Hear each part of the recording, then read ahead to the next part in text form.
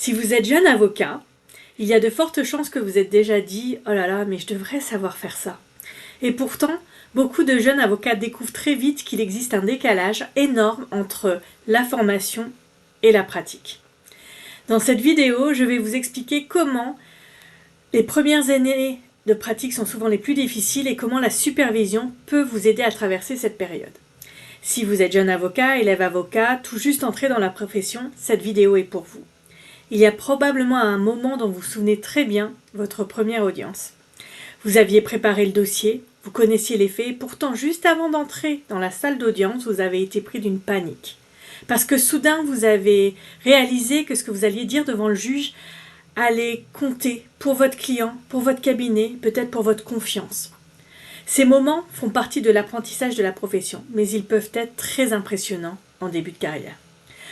Lorsque l'on rentre dans la profession d'avocat, on a souvent un mélange d'enthousiasme, de fierté, de crainte. On rentre avec des connaissances juridiques solides, mais très vite la réalité s'impose. Les responsabilités sont importantes, les attentes sont élevées, tout va très vite. Je suis Sarah Jane Taster, avocate, médiatrice familiale et superviseure d'avocats. Aujourd'hui, j'aimerais vous parler d'un outil encore trop peu utilisé et proposé aux jeunes avocats en début de leur carrière, c'est la supervision professionnelle. Je pense souvent que si j'avais eu accès à la supervision au début de ma carrière, à quelqu'un avec qui parler de mes difficultés quotidiennes, des relations avec mon maître de stage ou avec d'autres collaborateurs, peut-être que j'aurais compris plus tôt que tout n'était pas forcément de ma faute. C'est précisément pour cela que la supervision peut être si importante en début de carrière. Les jeunes avocats arrivent dans la profession avec une excellente formation technique. Ils connaissent le droit, les procédures, savent rédiger des actes, connaissent la stratégie juridique, mais ce que l'on apprend beaucoup moins, voire pas du tout, c'est tout ce qui entoure la réalité du métier. Par exemple, comment gérer la pression, notamment celle des associés, comment faire face aux attentes, parfois irréalistes des clients, comment porter la responsabilité d'un dossier qui peut avoir un impact réel sur la vie de quelqu'un, ou encore comment réagir face au conflit, à l'échec ou simplement au doute. Prenons un exemple simple, un jeune avocat qui peut parfaitement savoir analyser un dossier juridique. Mais lorsqu'un client l'appelle et demande « Maître, qu'est-ce qui va se passer maintenant? Est-ce que je vais gagner ?» La question n'est plus simplement juridique. Il faut aussi savoir gérer l'incertitude, rassurer et expliquer.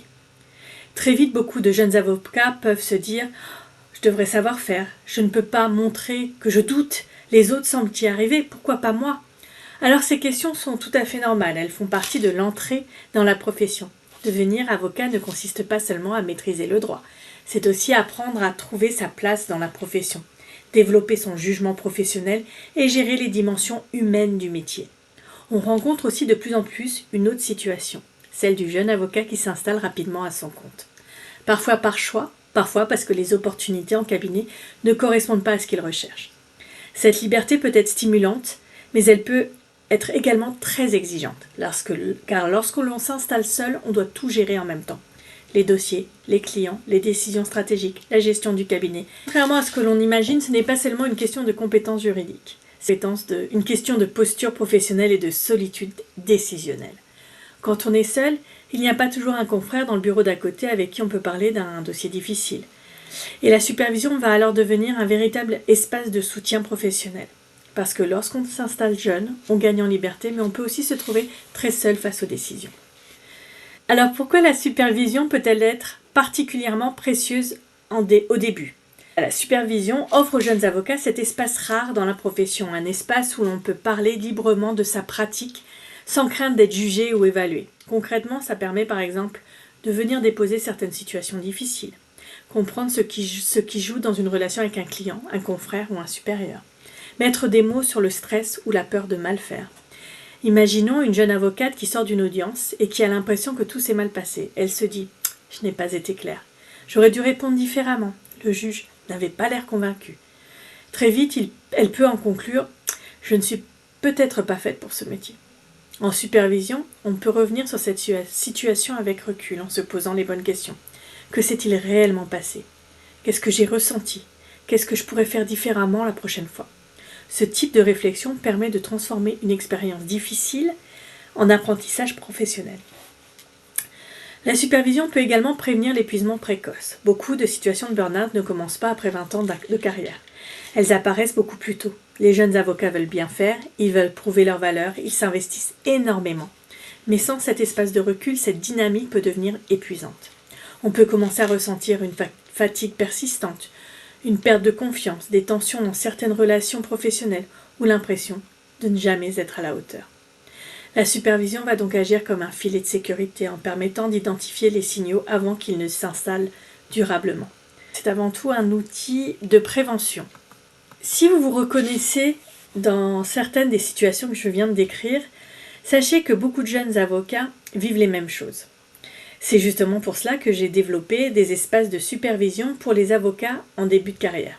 Et si vous souhaitez simplement comprendre comment cela fonctionne, je vous expliquerai à la fin de cette vidéo comment réserver un appel découverte. La supervision n'est pas seulement bénéfique pour les jeunes avocats, elle l'est aussi pour les cabinets. Proposer de la supervision permet d'accompagner l'entrée en profession, de sécuriser les pratiques, de prévenir certaines tensions et de fidéliser les collaborateurs.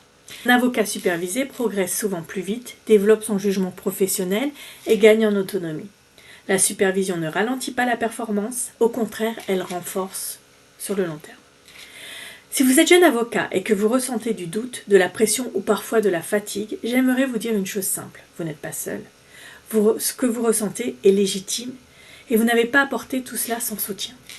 Demander un espace pour réfléchir à sa pratique n'est pas un aveu de faiblesse, c'est au contraire un choix de professionnalisme. Parce qu'au fond, on apprend le droit à l'université, mais on apprend à être avocat dans la pratique. Et personne ne devrait avoir à faire cet apprentissage seul. Si ce sujet vous parle, vous trouverez mes coordonnées sous cette vidéo. Et si vous souhaitez en discuter, vous pouvez également réserver un appel découverte. Merci de m'avoir écouté. Et surtout, n'oubliez pas, prendre soin de sa pratique professionnelle, c'est aussi prendre soin de la durée de sa carrière.